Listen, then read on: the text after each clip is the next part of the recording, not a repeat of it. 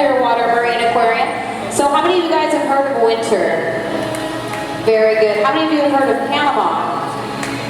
That we have a little Team Panama right here. So remember that. We got a Team Panama. So she is our other female. We'll be telling you their stories in just a second here. But first, I have a few requests. Just if you could, at any time while you are at the aquarium, please be aware of all your objects and keep them on your side of the rail because we have things fall in the pool. We do not want any accidents that could become a medical issue. So we really appreciate your cooperation with that. Also, just so you know, at any time throughout the day here, if you are around a pool, you are potentially in a splash zone. There's no telling. Now with Nicholas, for sure, this is his specialty.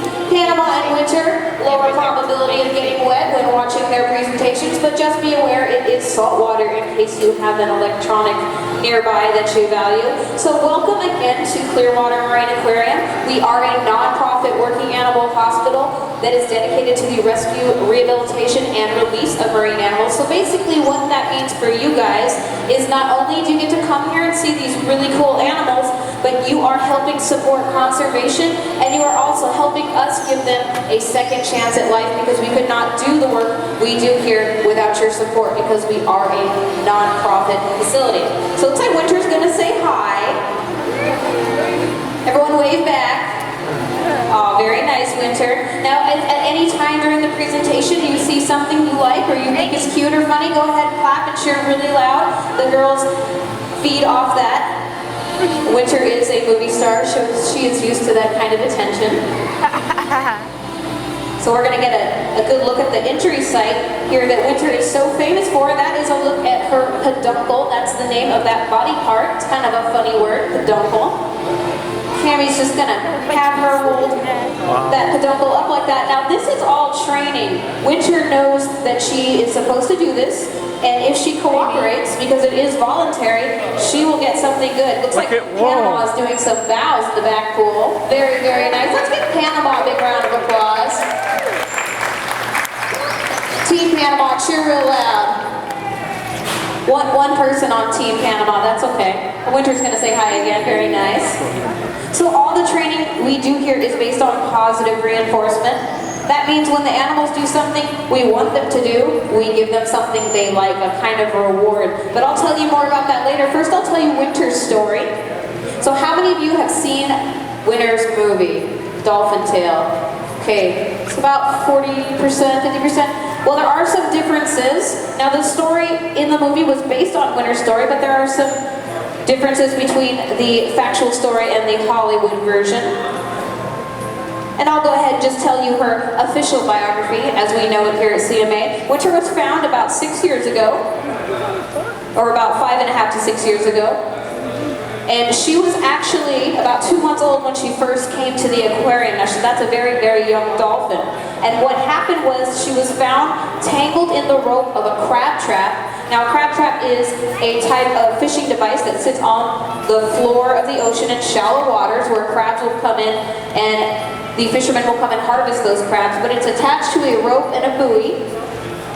And a buoy and a rope looked like a very fun toy to a young dolphin. You guys knew that dolphins were very playful, right? Yeah. Now imagine a baby dolphin finding a new toy. So Winter likely was playing with this. Oh, very nice. Yeah, you can clap for her. She loves it. Winter was likely playing with this as a toy and got tangled in it. And because she obviously does not have fingers or any opposable thumbs, she was unable to disentangle herself, as were any members of her pod, or if her mother was nearby, as I'm sure she was to a certain degree. Now when she was found, she was all alone, but she was still alive, obviously. She was up near the surface enough that she was able to breathe. Now they breathe out of the blowhole, that hole on the top of the head there. So all she needed to be able to breathe was for that to be at the surface of the water. And she was discovered by a fisherman. Now he saw this buoy on the end of the rope that's attached to the crab trap bobbing around erratically. Thought that looks kind of strange. But here's Winter doing some crunches, some exercises. Yeah. She's all about the fitness. She's got to keep that Hollywood physique. Yes, she does. So when Winter was found, as I mentioned, she was tangled up in this rope. this fisherman found her and saw a tiny little baby dolphin tangled up in the rope of a crab trap. He called the proper authorities, and a team was assembled to come and rescue her. Now that team was actually members from other facilities, including SeaWorld. They came to rescue Winter, and they brought her to CMA. Oh, she's dancing. Very nice. Look, boys. Let's give her a big round of applause. Yeah. There's some more dancing. It's her West Side Story impression. Very nice. Oh, this is her ballerina impression. Very nice. Very graceful. So when Winter was brought to the facility by the team that rescued her, she was brought here because CMA had the room. Now other parts of the Stranding Network here in Florida, we all cooperate together in the rescue and care of rehabilitated animals, and it just so happened that CMA had the room, so Winter was brought here. Now her prognosis at that point wasn't so good. We were not sure that she would even survive, but she did come with her tail intact. Now what happened was, the tissue had become necrotic or dead because of that lack of blood supply. And one of the main differences between the movie and the reality is that we did not amputate the tail. It actually just fell off from a lack of circulation. So kids, if you ever tie a rubber band around your finger, let this be a lesson. That is how Winter lost her tail. It was from the lack of blood flow to that tissue in the peduncle and her tail flukes. Now the tail flukes are that heart-shaped or butterfly-shaped part of the tail.